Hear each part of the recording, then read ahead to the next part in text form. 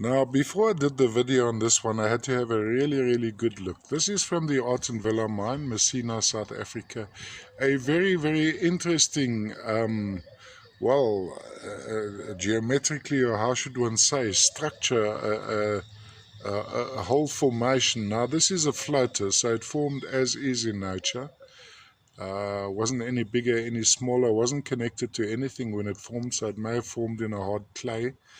There is a definite hematite inclusion. The reddishness you see inside the quartz is very typical of the copper mines of Messina, the Villa mine in this case. So there you have. So let's start over here. We have a quartz crystal over there, right?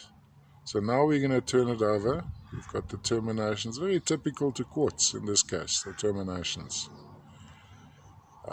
Nice phantoming inside these quartzes. And then we go down. There's some self-healing which took place on that side. So we go around like this. And then we go over. We're going to turn him over.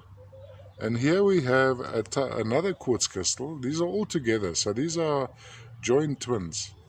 And as we go around, totally different look to this guy. Look at the interesting crystal formation.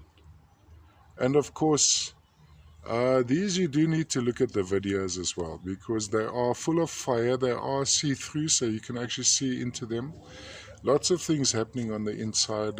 Clouds, little clouds, possibly kaolin clay.